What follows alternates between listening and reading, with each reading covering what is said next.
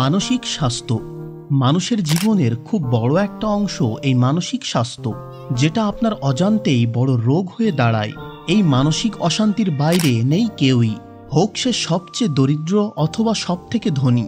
এমনকি এর বাইরে নেই লিওনেল মেসি।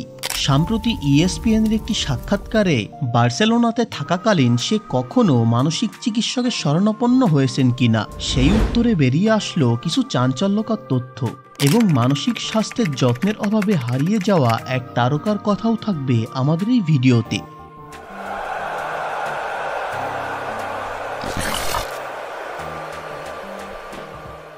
মানসিক অশান্তি কখনো দীর্ঘস্থায়ী, কখনো বা ক্ষণস্থায়ী। আমরা প্রায়ই ক্রিস্টিয়ানো রোনালদোকে মাঠে উত্তেজিত হতে দেখি, কখনো বা আমব্রান্ডে লাথি মারছেন, কখনো বা দর্শকদের দেখাচ্ছেন অশ্লীল অঙ্গভঙ্গি। রোনালদোকে আমরা অনেকবারই ভেঙে পড়তে দেখেছি, তবে লিওনেল মেসিকে তুলনামূলক কমই দেখেছি। তবে মনোরোগ চিকিৎসকের শরণাপন্ন হওয়াটা আসলে ততটা উড়িয়ে দেওয়ার বিষয় না। এই প্রশ্নের উত্তরে তিনি বলেন, সত্য বলতে আমি গেছিলাম অনেক আগে যখন বার্সেলোনাতে ছিলাম। আমি আসলে সমস্যা নিয়ে খুব একটা চিন্তা করা মানুষ না। ভালো মন্দ যাই হোক, একটি বোতল নিয়ে এক ঢোক দিয়ে সকল সমস্যার সমাধান করতাম। তবে সত্য হলো আমি গিয়েছিলাম, এটা আমার অনেক কাজে দিয়েছে, অনেক হেল্প করেছে। মেসিকে যে সবাই alien, out of the world যাই বলেন না কেন, তবে সে রক্তে মাংসে গড়া একজন মানুষ। তার মানসিক অবসাদ আসতেই পারে।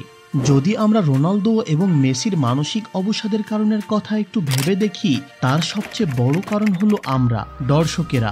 আমাদের এক্সপেকটেশন, আমাদের আক্রোশ, প্রিয় খেলোয়াড়দের প্রতি ভালোবাসাই তাদের জন্য কাল হয়ে দাঁড়ায়। রোনালদোকে যারা বোলিং করেছিল তাদেরকে রোনালদো অশ্লীল অঙ্গভঙ্গি দেখিয়েছিল, তারা এটা যোগ্য। যখন একটা মানুষ জীবনের শেষ বিশ্বকাপ এবং একমাত্র সফলতা যা সে পেল না, তখন তার কাছে ভক্তদের পাগলামি ভালো লাগবেই না। তারা মানুষ, তাদেরও মন খারাপ হয়। বার্সেলোনাতে লিওনেল মেসির উপরে ছিল ভিন্ন রকমের চাপ, তুলনামূলক আমাদের মতে অন্যান্য স্টারের তুলনায় বেশি। কেন তা বলি? প্রথমত, বার্সেলোনার আভ্যন্তরীণ রাজনীতি। মেসির প্রতি হুয়ান লাপোর্তের সমস্যা নতুন কিছু না, সে সবসময় টার্গেট করত মেসিকে, সেটাও নতুন কিছু নয়। মেসিকে এই আভ্যন্তরীণ সমস্যা মোকাবেলা করেই চলতে হতো। দ্বিতীয়ত, পারফরমেন্স ও মিডিয়া।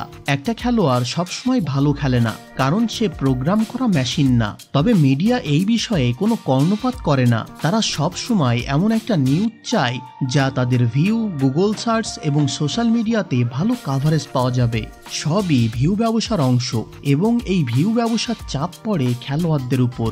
তৃতীয়ত, ভক্তদের ভালোবাসা অনেক ভালো, কিন্তু উন্মাদনা ভালো না।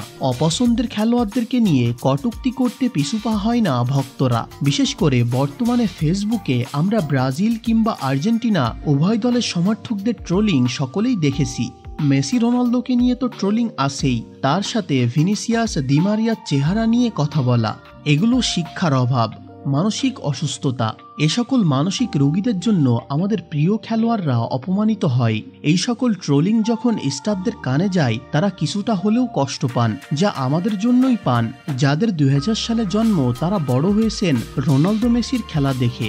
একটাবার ভেবে দেখুন, এমন দুইজন সুপারস্টারের একই মঞ্চে প্রতিদ্বন্দ্বিতা করতে দেখতে পারাটা কতটা সৌভাগ্যের।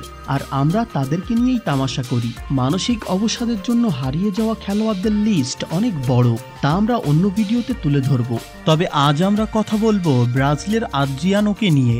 আদ্রিয়ানোর বাবার মৃত্যুর পর সে একাকিত্বে ভুগতে থাকে। সে একাকিত্বের জন্যই সে অ্যালকোহল গ্রহণ করা শুরু করে, আর তার সাথে মিডিয়ার চাপ, ক্লাবের চাপ তো আছেই। আর এভাবেই আদ্রিয়ানো ফুটবলের জগৎ থেকে হারিয়ে যায়। তো ভিডিও এতটুকুই, কথা হবে পরের ভিডিওতে। ভিডিও ভালো লাগলে একটি লাইক দিয়ে চ্যানেলটি সাবস্ক্রাইব করে সাথে থাকেন।